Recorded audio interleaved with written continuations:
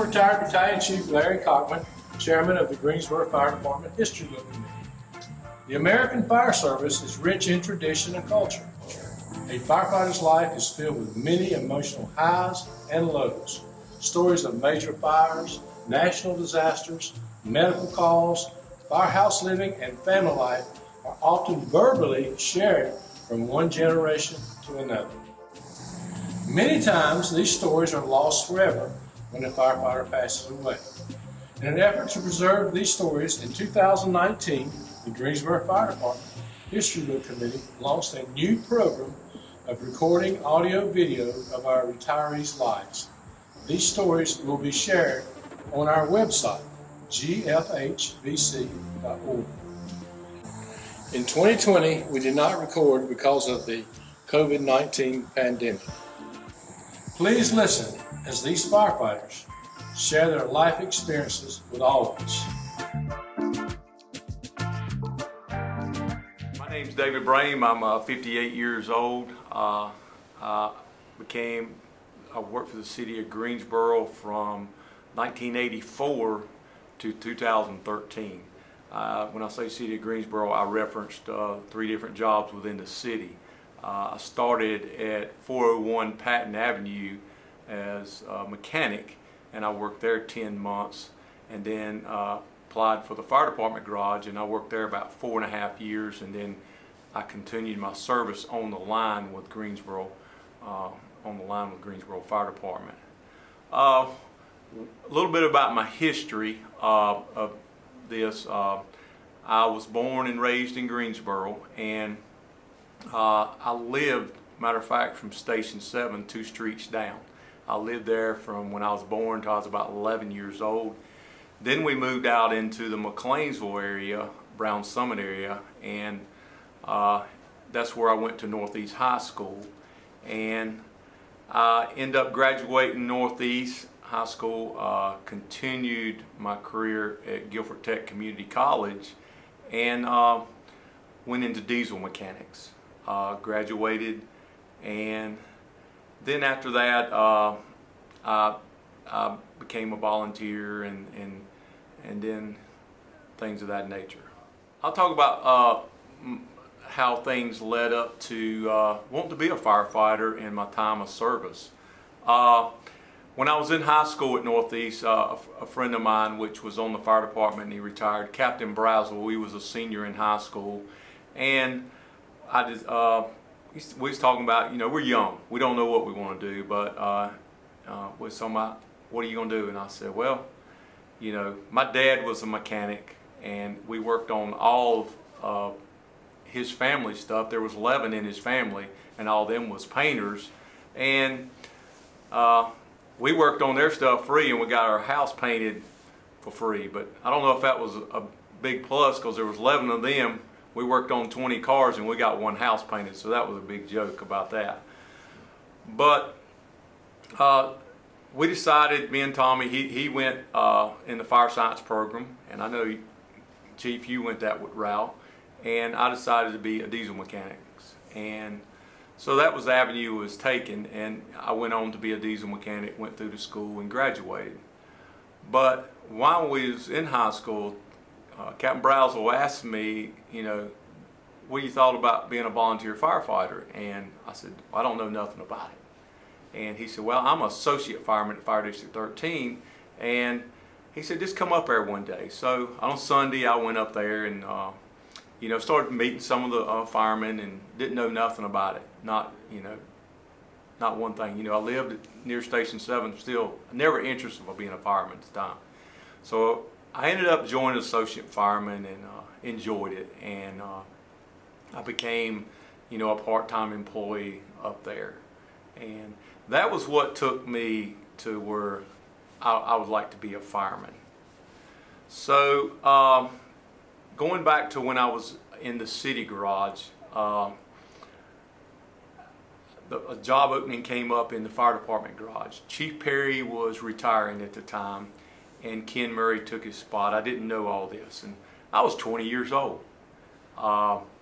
So I applied, and the guys down at the garage, you know, I was young, and they said, "You're not going to get that job." He said, "There's only 4 mechanics down there, and there's one opening."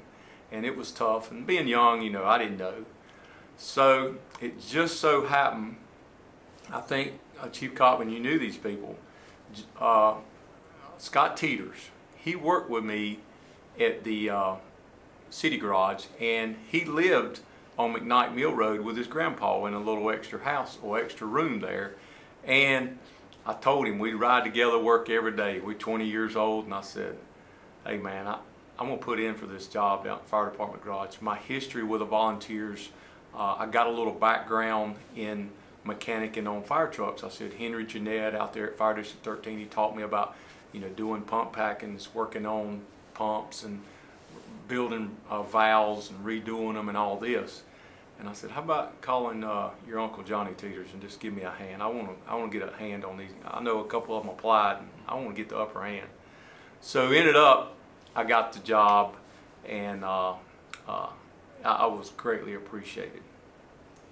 Am I related to any former people on the fire department? When I came in the garage, there was one person that said we was. I didn't know it. It was Jay Lewis. And Jay, when he heard my name and I met him, he was at Station 1 at the time, a driver, if I remember correct.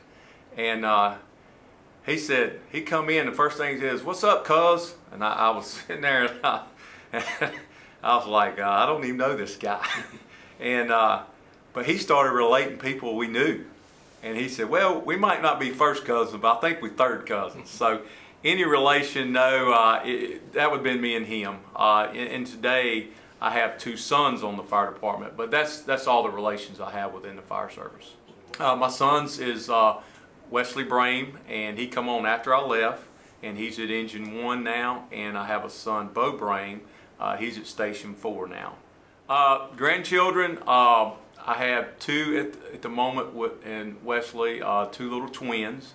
I do have Bo and his wife Haley. They're expecting one November 14th, and we're excited about that. And it's a little boy.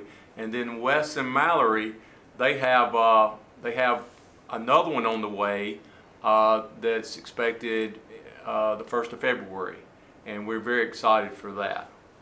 What was the process like when I applied for the fire department? Well, I have a 2 series on that, to be honest with you. The process was at the time, you know, I think everybody's done this. We was the first class to do the combat challenge kind of things, what they said. And what, you know, used to flip the hose in the old days and do pull-ups, sit-ups, and things like that. So the first process of the combat challenge was similar today. You go up the stairs, pull the hose, come back down. You hit a Kaiser machine today, but back then you hit a roof simulator about 40 times, and then, you know, you finished it and went through the pulling the dummy, and then you climbed the ladder, and then you took a hose and, you know, went through the smoke lab. But what I was going to say that was very interesting in my processes in my interviews was when I applied for the fire garage. I go on my interview. I'm 20 years old, and, you know, I had never done many interviews in my life, you know. And so I go up there. Chief Jones interviewed me. He was in training at the time when I was applying for the fire department garage, Chief Brad Cox, Captain Paul Brooks. But the interviews was Chief Jack Coble, Frank Jones, and Ken Murray. I go in there nervous, and I'm like, okay, whatever they fire at me, I'm gonna just answer the best of my ability.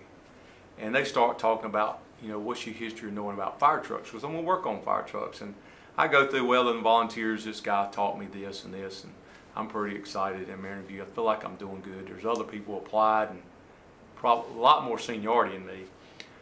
But the last question I was asked was from Chief Frank Jones. He said, "I see you have applied for the fire department 4 times. Are you going to apply again?"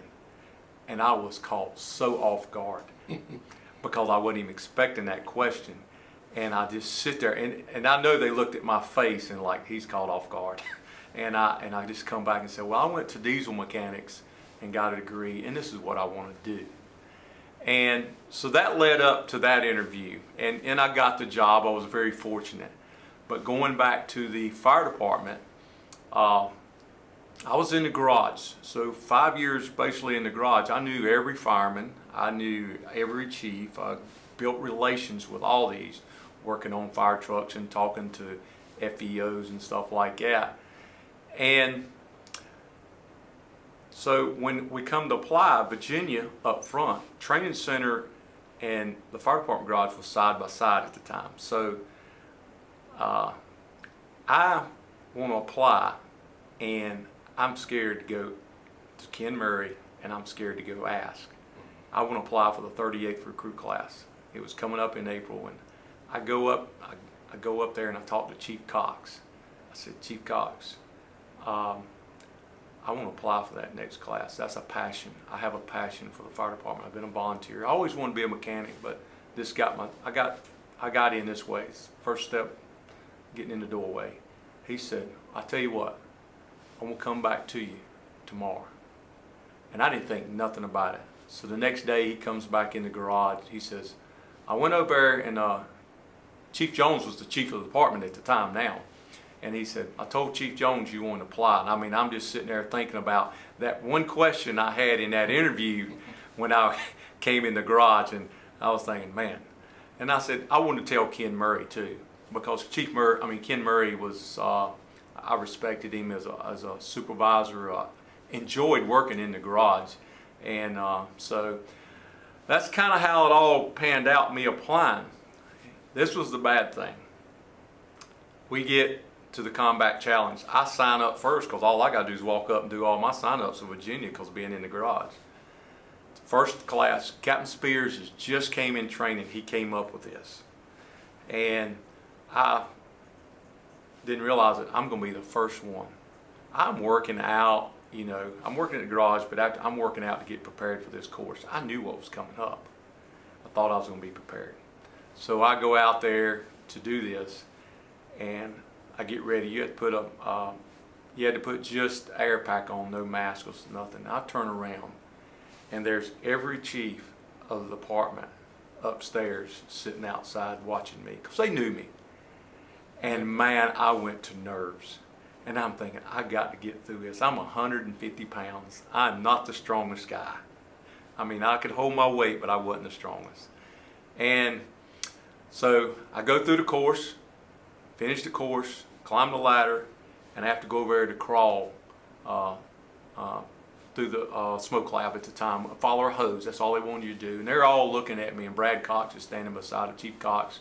And you had to put a mask on then. And it was just old Scotch, 2216s. I pull it up, and I just start throwing up. And I'm sitting there so embarrassed. I go back to the garage. I go up in the locker room between training, and I laid there for an hour because I got to go back to work. But that was one of my memory things of applying for the fire department. Starting salary, I know it was around $14,000 a year. They did do a little adjustment for me because I did make a little more money in the garage, and they did cut my salary a little bit, but they didn't cut it to its lowest, and I wasn't even expecting that. So I felt privileged, starting out at the salary I did. I can't remember the exact one. How many weeks was it in training? At the time, when I came through, it was 38th recruit class, and we were supposed to go through 16 weeks of training. We started April 1st, and we were supposed to end up in August. I think that was, if I'm right.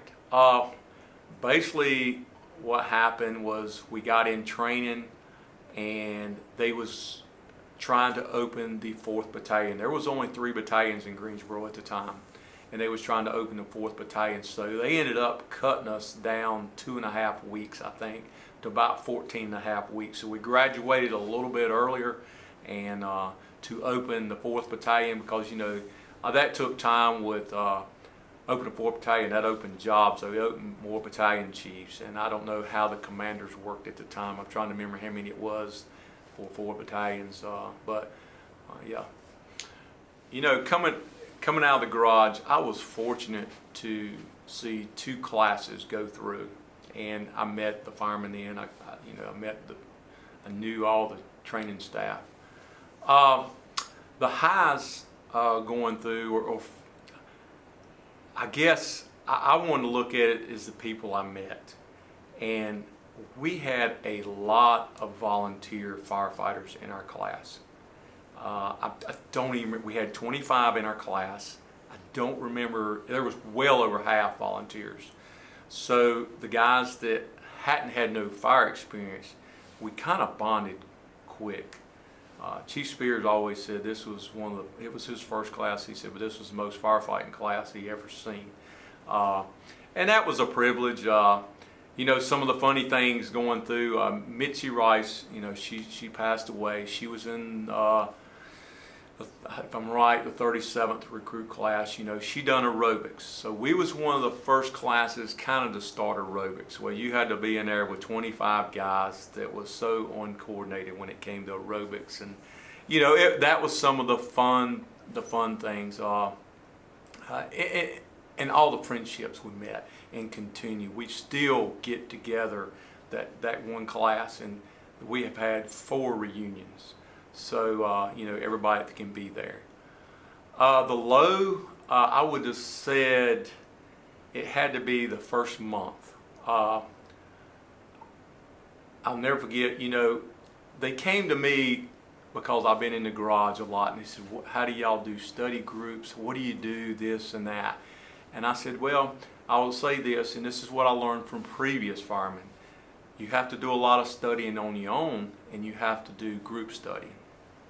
And so, you know, different groups get together depending on where they live, how much they travel. And there was 5 of us. I think it was Chief Henley, Captain Browsville, Captain Ed Smitty, Chief Smitty, me, and there was a guy named Tim Parrish. Tim was in our study group. We've been in a month, and I'll never forget this. We're at Captain Browsville's house, and you know how it is when you get together and everybody wants to talk a little bit. And I said, you know, all of us is kind of married. Let's get this done and study. And anyway, we studied, and I don't know, a couple hours. First test coming up. We're all nervous, and Tim Parrish, he's got a motorcycle, and I had my motorcycle license. I got on, just rode around the yard, and then, he goes to leave, and he leaves, and he goes down the end of the road, and all of a sudden, here he comes back. Unfortunate, we watched him die. He slid the motorcycle down, hit a wall right there near, used to be Bob McLean's house. When he lived there, he didn't live there at the time. We done CPR on him, and unfortunately, he passed away with 2 kids. And I remember coming to training Monday, and Captain Brooks at the time, Chief Cox, and Captain Spears called me in because they knew me, and they knew I was there, and that we went through the details, what happened, and it was just an unfortunate incident. On a positive end of this, I went to a graduation 2 classes ago, and I hate to say the number because I don't know it. Yeah, somebody, Nick Carter was graduating, which is my son Bo's brother-in-law. So I went to watch him graduate. Tim Parrish's son was in that class graduating. So it turned out good. Was there special something about doing this job as being a firefighter? Yeah, there's something special about it, and you really have to look, and not just, you have to look at your 30 years of history, and everybody looked at it, and the rewarding of it. It doesn't matter if you save a life. If you pass a promotional or you get put in for an award, you feel so good about yourself, and it's a confidence builder. And along the way, I've got some promotions, and I was very excited about that. But you can write a call, and people out there thank you for the service you do, and sometimes it's the other way. But you have to look at the big picture, and this job, there's nothing more better than this job. My first apparatus assignment and station and all, coming out of training, I don't know if Captain Spears sent me here because he was there. You know, everybody wanted to go to 4, 7, 11, 8, you know, the active stations, which now, you know, you got to look at 14. You got to put 14 on the map. They're a busy station. They run a lot of fires. But I went to Station 5. I was on Engine 5, and I remember my first captain, which was Bobo Brown, Wayne Brown. You know, I didn't have him long. He retired. I had Hal Ritter as a driver, and I had Edie Bailey, and everybody knew Edie. And so there was, you know, I already knew him. And how did, was I accepted out there as of being a fireman? I think the reason I was accepted, everybody knew me from the garage. And, you know, always they would come to me like, well, I hope you come to our station because I got a lot of stuff broke down. We need to fix on Saturdays. And I was thinking to myself, man, I want to get out of mechanic and I just want to be a fireman. That was my passion. But yeah, first assignment, Station 5, I had a ball. Did I have any nicknames? No, I knew a lot of people did. I never had nicknames unless it was something bad I hid behind my back. About pranks and jokes, you know, that's the question. And there were so many in the fire department, you know, especially rookies coming out, and then as time went on. But I'm going to give one that was in the garage, and I want to give one that was on the line. So when I was in the garage, Ken Murray just made supervisor, and you know, I'm new and been there maybe 6 months, 8 months. I can't even remember at the time. And Ken Murray came to me and Tommy Milliken, which was in the garage, and he said, Chief Jones is bringing his car over here after 5 o'clock, and we got to work on it. So it's got a little issue. So, hey, he brings it over after 5 o'clock. We do a tune-up on it. I can't even remember what the car was. There was a picture in the garage about this, and so it was. I don't know. It might have been a Friday, and he goes out with his family, and it breaks down. And you know, Chief Jones, he's not going to call a wrecker. He's going to call some fireman, and they're going to hook a chain to it, and they're going to pull it to his house. So they pulled it back to the garage.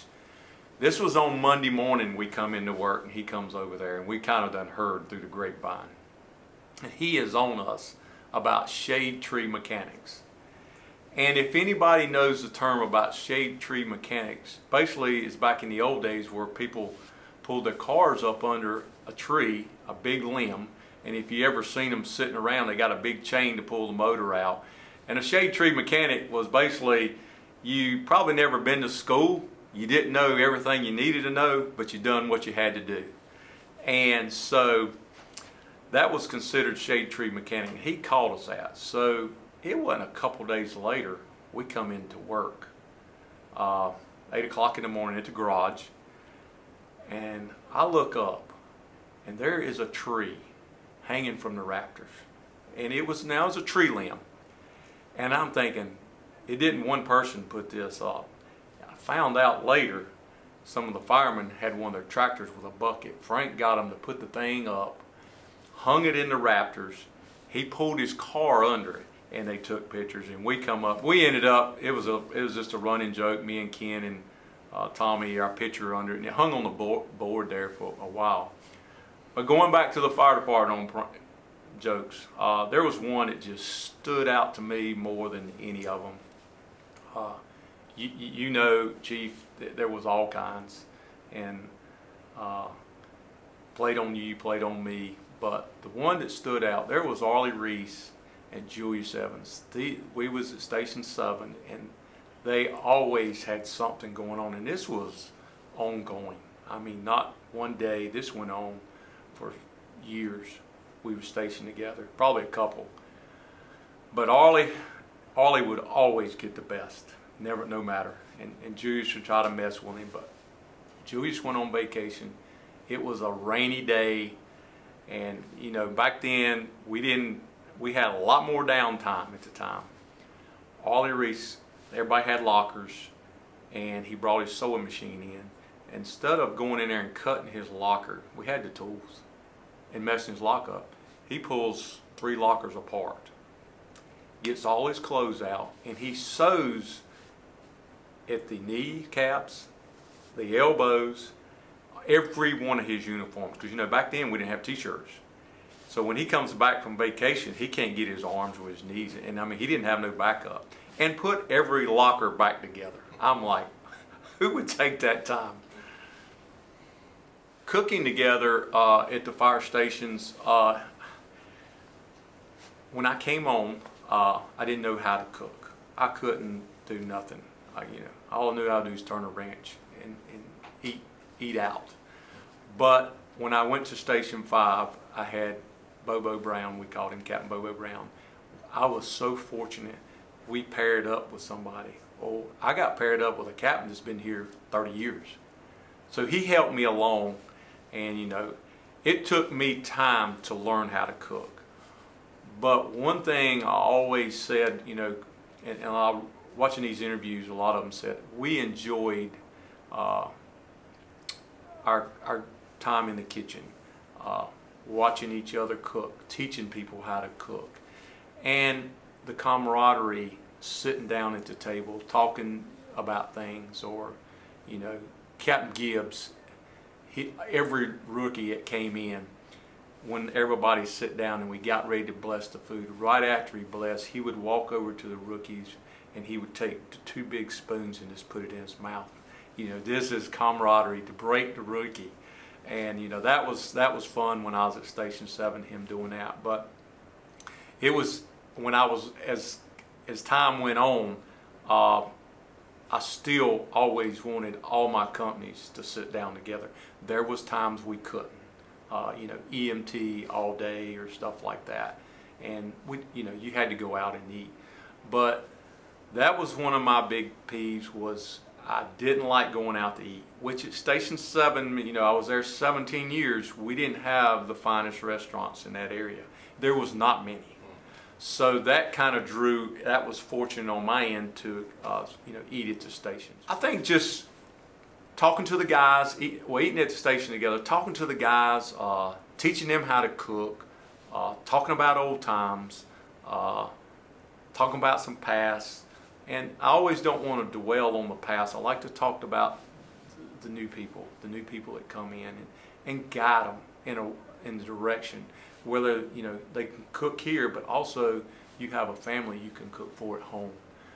That was important. And to this day, my wife, she says, I don't cook. I still cook, and I love it. You know, and I guess I grew into, you know, J.E. McCarter taught me how to do chicken dumplings and this.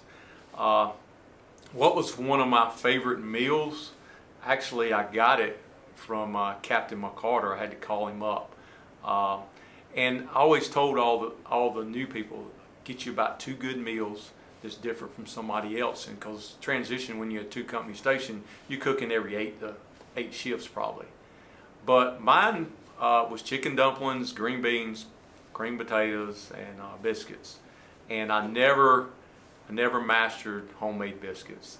Bob Smith, he was great at it. Captain Gibbs was. I know a lot of the old guys. And you know, as time went on, that was a tradition. It kind of went away because of time, and you know, making biscuits, you know, you just can't let them sit there all the time. So, you know, this is, you know, one of the things you've done with new recruits, you know, and at one time, the cook, he always washed the dishes, and the cook the day before got out of the kitchen as a whole. But then as time went on, you know, people play cards and play all kinds of games out there now. But some of the, you know, it was funny how they was nervous anyway in there washing dishes, and you know, you're talking to them as you go, trying to pass time and talk about stuff, and the guys would just be sitting there. You'd hand it over here on this side like he's going to dry the dish off, and you know, he'd come around and then he'd put it back. He might smear something on it, and you know, just keep handing it. And you know, then the recruit would finally, you know, you'd be talking to him about something off the wall, and he's like, dang, I didn't know there was this many people eating. The difference about advantages and disadvantages living in a dorm and cubicles, I didn't learn about cubicles till later on in my career. If I'm correct on this statement, and don't hold me to this, I think Station 5, when they built it on Westover, was the first cubicles in the fire department. The stations I was at, assigned to. I was Station 7 out of the gate, went to Station 5, and then I was back at 7. So till I got promoted as an officer and went to 43, I was in the dorms for almost 20 years.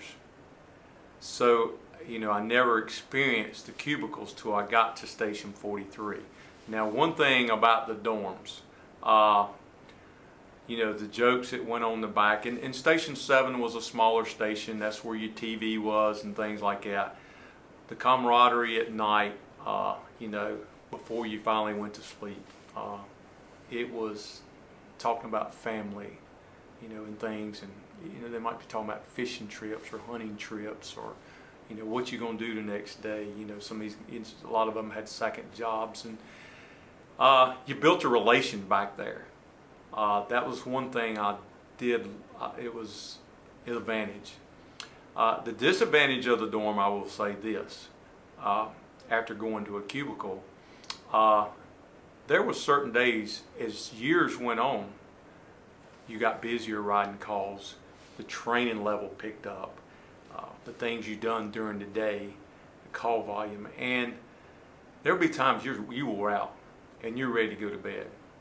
Well, becoming a driver and a senior in the back, me and Jesse Walker, we was the ones that wanted to go to bed a little bit earlier. So we would tell the guys, TV's got to be off at 10:30. That's the days we had the rough days. So there was, back and forth, there was advantages and disadvantages. Going to the cubicles when I went to 43 as an officer was the first time I ever been in a room by myself. And I go back there, and you think 20-some years you've been in a dorm, and I go back there and I'm looking at 4 walls, and I'm like, I'm not used to this. It was a difference. But it did have its advantages when you got back to an active station. I think it's a disadvantage at the stations that don't run a lot because you don't develop relationships. That was my opinion.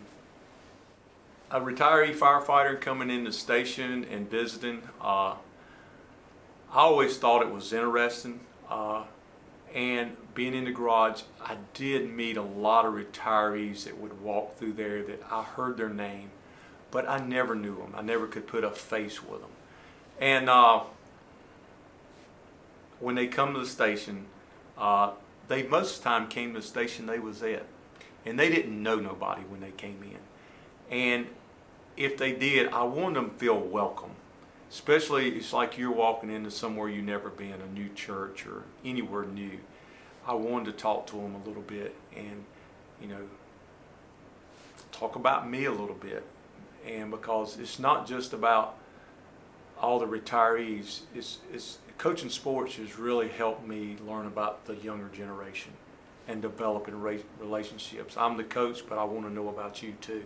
But in relations, I want to know about the retired firefighter too, and some of the stories. And I enjoyed it, and I always tried, when I became an officer, I just said, hey, let's give these guys a little respect. They don't come by here much. I know I don't go by stations a lot. I go see my sons. But if they take an opportunity to stop in, let's give them that time. What values do I see doing these interviews? And I had this in the back side of my notes on this, and I'm glad you asked that question, Chief. I didn't know when I started reading these interview questions how I was going to answer. So I went back and I started watching Chief Spears, Captain May, Captain Woody Parrish, and then I went to Captain Brazel. I tried to go back and forth, McCarter's, and I tried to look at the transition of years ago and now. And if I could tell any officer out there today, I think this would be a plus on a rainy day, winter day that you're not doing nothing. Use these videos, if you watch 1 or 2, as a training tool, and you'll never know who can pick up something that will help you in your time with the fire department. I appreciate Chief Cottman, you doing this, and I know it'll move on. There's there's a lot of history behind this, and I think it's going to be a good training tool. I hope some new officers, or they watch me on mine, that they do this. Some of my first calls, first medical call with the fire department, I really don't remember. I'm going to be honest. That's fine. But my first fire call, I'm going to remember my first fire, and it wasn't a little structure fire. Understand that I came from the volunteers. The biggest fire I ever seen was maybe a 2-story house, but mostly single story, 1,700, 1,800 square foot in the county. Not, I had a little fire experience, but my first fire, I was at Station 5, 3rd shift on. We get the federal building, and the federal building, our captain, I think Bobo, the courthouse, the courthouse, the old federal courthouse, and we get a fire. I think it's like 1 o'clock in the afternoon, right after we ate, and Captain Bobo Brame, I think he was getting ready to retire, so he wasn't there. Hal Ritter moved up, Edie's driving, and I'm on the back, and David Garrett was on the back. We coming down friendly, and man, you see smoke, you see fire blowing out the 3rd floor, and Engine 4 gets there first, does a size up. I have no clue what to do. I know we're going to pull lines and we're going up there, but understand this: we pull. They pulled a 2.5, but we pulled 1.5 inches at the time, and we're going up to the 3rd floor. Well, when we hit the 1st floor, I couldn't see. Now, it wasn't awful heavy smoke, but it was smoke I couldn't see. Not a lot of heat. And I remember Rick Gentry and Brad Cox. no, it wasn't Brad. It was Rick. I can't remember who was with him on the squad that day. He knows. And me and Pat Henley, Chief Henley, come through training. He's on Engine 4. It's me and him and Garrett. We're 3 recruits on the 3rd day and never seen a commercial fire. And all I'm doing is I'm following Rick and him, and I'm on the hose. I am scared to death because I'm a little disoriented in this. I never been on 3 flights. Well, we ended up going past it was only a 3-story building, but the flight, it was a roof access. We ended up going to the roof access and had to turn around and back up.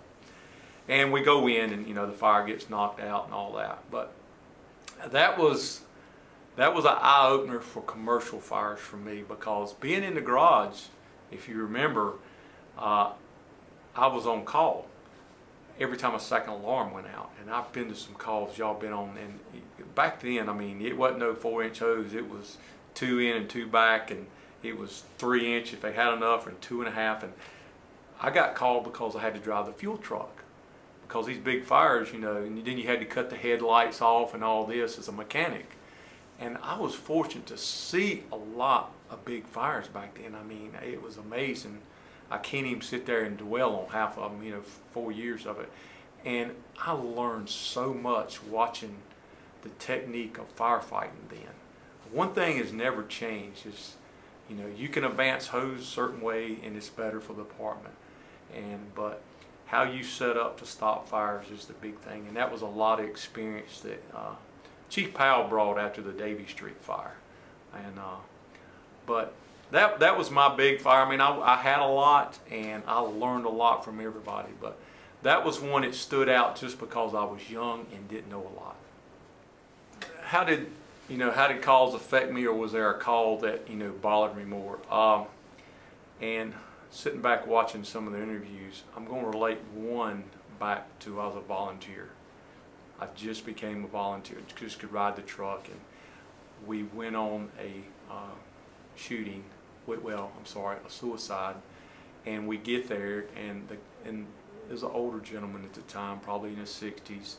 He shot himself in the head. He had a note there where he had cancer and there was no recovery from it. And EMS comes, sheriff comes, and so calls over, and we're riding back to the station, and the guy said, they talked about it a little bit, but it seemed like when we got back to the station, they dropped that call. It's over. Let's get ready for the next call.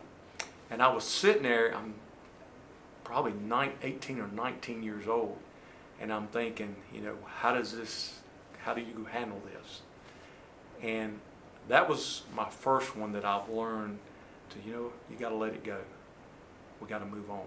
The sad thing is about this whole thing and all of these calls, in the city of Greensboro fire and the stuff all of us has seen, I can't say there's one particular. The only reason, that's the one I learned from. That's the one I learned, let it go. And looking back at all of it, this is sad. You got used to death. And then when you had a family member pass away, it didn't quite bother you as much. Or somebody in your family, aunt or uncle. And my mom used to tell me, and my wife, she says, you just have no heart. And I would say, I'm just adapted to these situations. And after I retired, I believe I cried anything. The transition was you're trying to be tough on the fire department around other fellow firefighters and women and stuff. Was that the transition? But there's not one thing that just stood out. It was just the whole process during my career. When I came on, only squads came on, and you was on a squad, and the squad rode. And then there's a transition. The squads run and the engines run, and the squads would run with them. And then it went to all engine companies running, and then ladder companies filled in areas if somebody was on a call. And EMT levels changed so much from when we came on to today. And I talked to my sons about the drugs they push and the positives of a lot of it. But I will never forget this, and this is why I'll say, they map these stations where they should be to get in that 4 or 5 minute response time and for medical ends. And I will not forget this. I just made officer. I was at 43. EpiPens has just came out. We're getting trained on them. I've never seen an EpiPen used, allergic reaction, and it was something new. We got a call, 12-year-old girl mowing the yard. It was over off Lake Jeanette. Nice big home, and we pull up, and there's Daddy in the road going crazy. We get there, and this girl is barely moving air. I mean, you see it in her face. And they said she got stung by yellow jackets. And that was the first episode I seen of EpiPen getting used. We hit this girl, and I mean, it seemed like 5 minutes, but it was probably 2 or 3 minutes, and you just see her, she's breathing better, moving air. And so about fire trucks running medical calls, I think it's a plus. Now, there's a lot of overkill nowadays, and I don't know if you'll ever stop that. That just comes from the person calling in the dispatch procedures, and they tried to make it better. It's a good thing.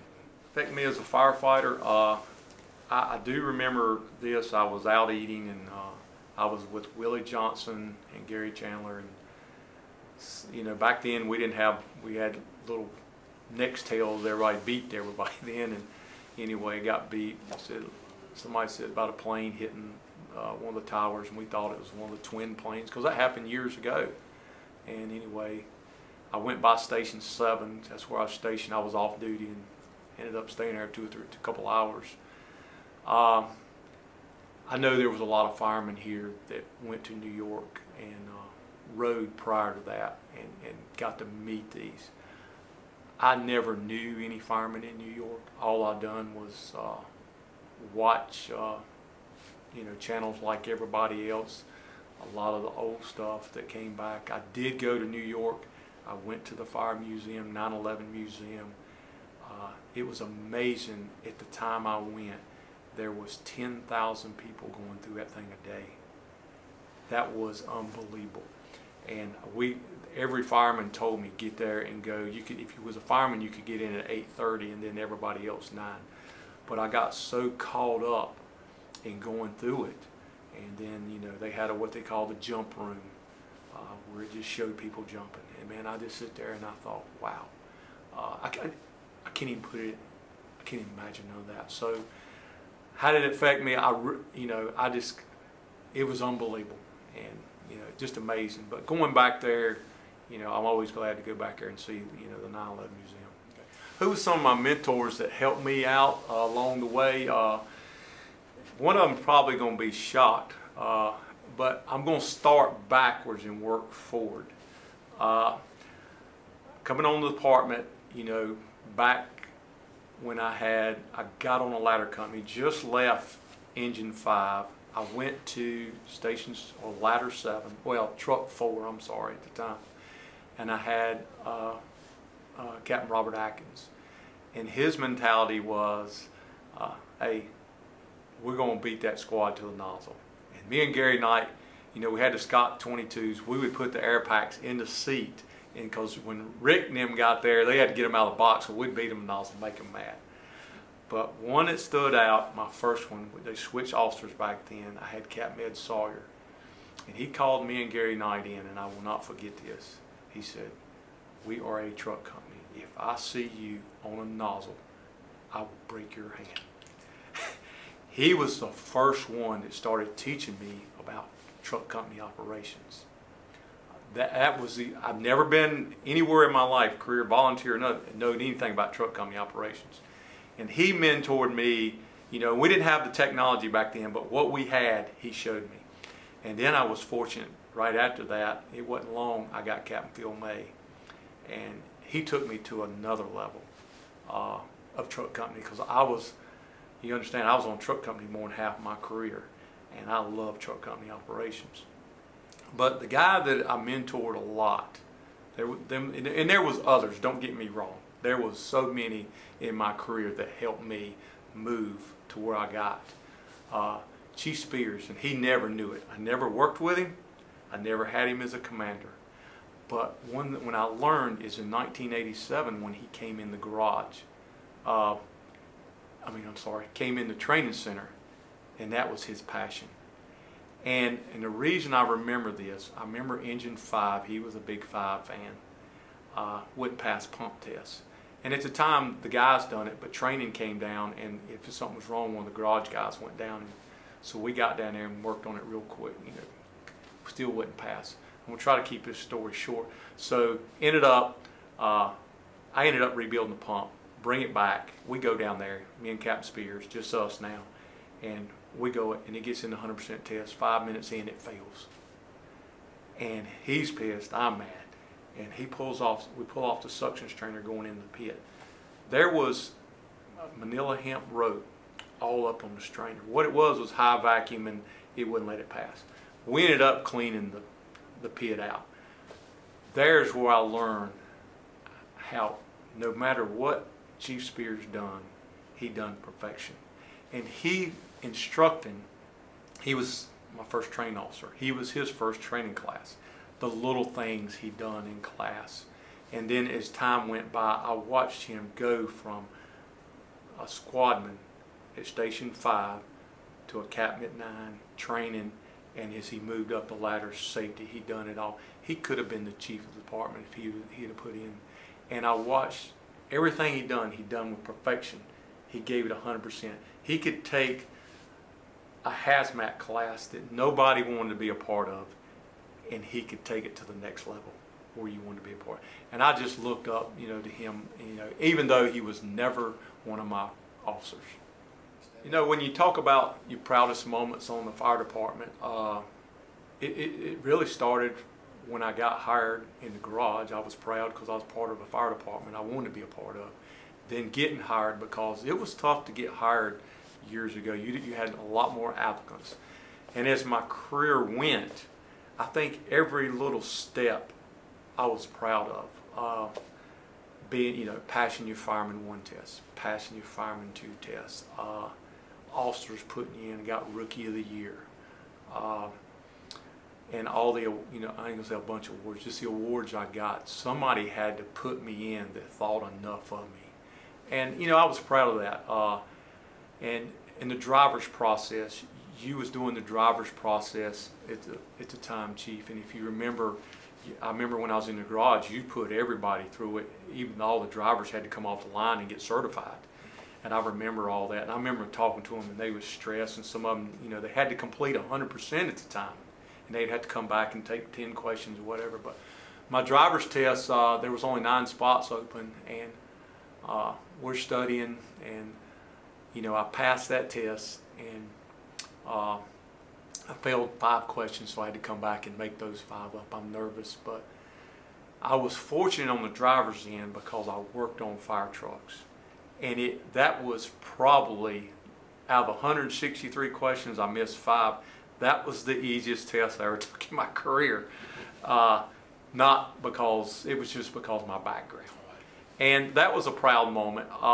And I moved on, and I started trying for officer. And took me 3 tries on that. The reason I'm going to say this one stands out is being a fire captain.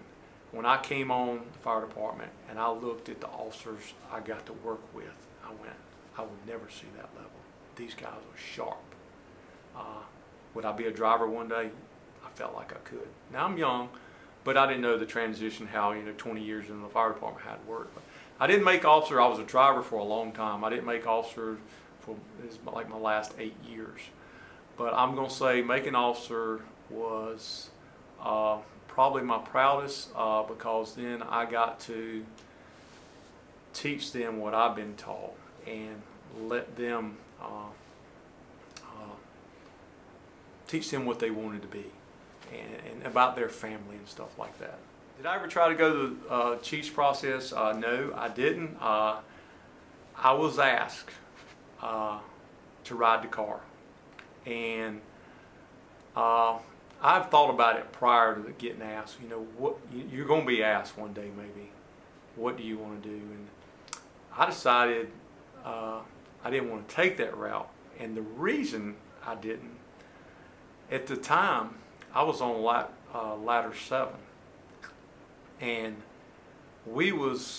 I had some of the top-notch guys on my company. We was well known. Chiefs, when we got to a call, they wanted to call on us.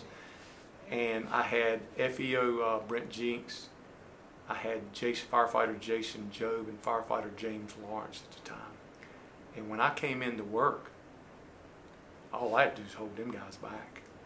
They knew so much, and that was one of the reasons I said, I like what I'm doing. I don't want to move to that next step. Losing one of your own firefighters, it's tough. There's a couple I'll mention, and Tim Parrish was one of them in training. I really, I only knew him a month, but I guess sitting there watching it happen is totally different than hearing about it. And that's never left me. And Jackie Beard, I wasn't there when it happened. A lot of people was. When I went to 7 in 1989, Jackie Beard came out and was on Engine 7. So I got to work with Jackie probably, I think, 3 or 4 years. I can't remember the whole time. I got to know him and Jackie, his wife. And there were so many people out there that knew Jackie. It wasn't just me. And now I look at the guys that was my captains I worked with. Willie Johnson, we just lost one yesterday, Butch. You just have to remember the good. That's how I look at it. It's tough to deal. You miss them. I live across from Willie. Would I do this job all over again, and would I change anything? I looked at that question, and I went back, and I went back from the day I went on the line, and even the day I was in the garage. There's nothing I would change, because when I came on, remember, I couldn't cook, and all I knew how to do was mechanic. When I left this department, I knew something about electrical work, I knew something about plumbing, I knew stuff about putting shingles on, I knew about building houses, building friendships along the way, helping people out, helping, how we used to help each other out. So there's no way I'd sit there and say I'd change something. Now, would I change it? No, I wouldn't change nothing the department does, because if you came in 1985 up to, especially even now, the change has changed in training. All the stuff has changed. The fire trucks and stuff like that. How the fire trucks is built, the nice equipment you have now. There's no way, it's been a progress, so no, there's nothing I'd want to change in any of it. The changes I've seen in the department, remember this, when I came in the garage in 1985, I'm opening these doors on these fire trucks, I'm looking at these fire trucks, and I went, wow, there's not a lot of equipment here. My first assignment when I went in the garage, this is no joke, they didn't have a reserve ladder truck. And Chief Powell wanted to put that in service. So this thing had hydraulic brakes, it had not a top on it, no lights. And I'm sitting there, I'm like, we're gonna take this 1959 LaFrance and we're gonna put air brakes on it, we're gonna put a top on it and use it as a reserve. And I'm sitting there, I'm like, I go to Ken, I'm new, and I said, is this what really my job is? He says, yes. He says, you will work on it and you will move. And it just so happened, I've been in it about a year almost, but we had to work on our other equipment, and ladder 11 was in a wreck, and down on South End Eugene, and it totaled it, and fortunately somebody passed away that been drinking and run a red light and hit the fire truck. But ended up I had to move up on that ladder truck. But looking at is what's changed. That was just talking about how we're going to put that truck, but the trucks now, I mean, understand this, in the garage, Engine 4 was the runnest truck in the city of Greensboro. Only run 400, not quite 400 calls. McCarter run 700 if he could. But the miles in 1 year was only 3,000 miles when we changed oil. We do that monthly. I mean, that's a routine. That was telling the call volume wasn't there, and the trucks was old. So when I say change has come, these new fire trucks and the equipment on it, and what the training center's done to take us to another level of training is unbelievable. And we're talking about the tools we have on it. When I was in the garage, we used to supply the tools on the fire truck. And man, you'd look, we'd hand out these tools. It was awful, but that's just what we had. You had to work with. But technology was the biggest change. The computers, because if you remember, you remember this, the only experience we got in training was where you went to a class. I know I went to a class with you somewhere, and we brought it back and taught it. But when we got the computers in the station, you got to see what was going across the United States in the fire service. And you started clicking on these videos, and you start picking up new techniques, how you pull a hose, cutting holes, advancing ladders, just all this, new techniques. And so that was the biggest change. Does being a firefighter make me a better man? I'm not going to say it is, and I'm going to tell you, I think how you represent yourself and people learn you and understand you, you're the person you are. Does firemen along the way help you? Yes.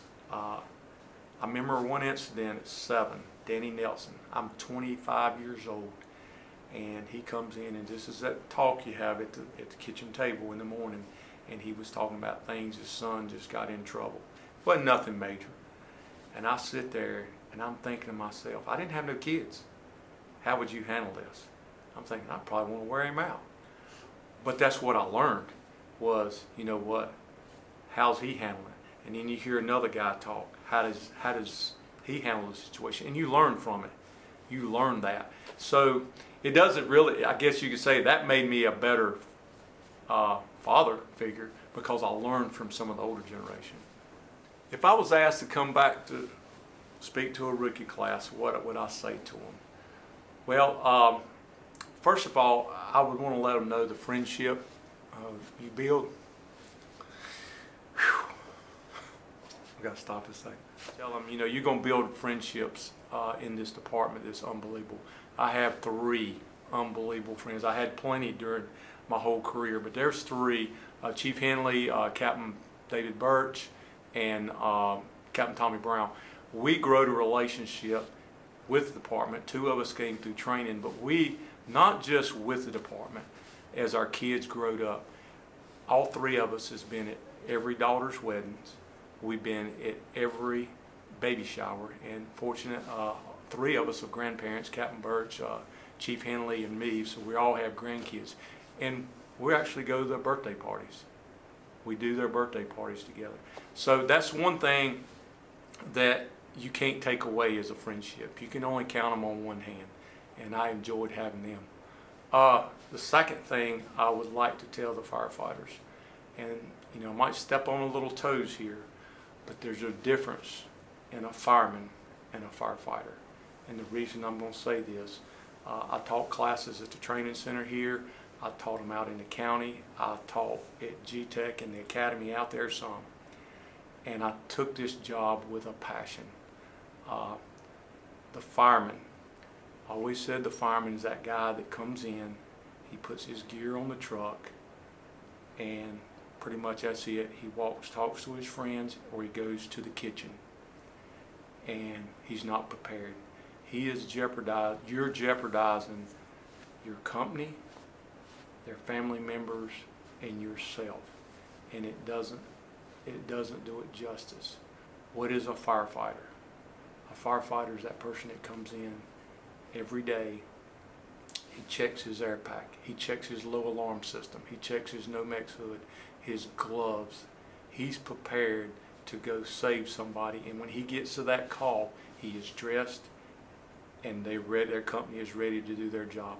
It was never more frustrating to watch a company show up, unless they was out, but if they left that station and show up and they're not in gear, it drove me insane.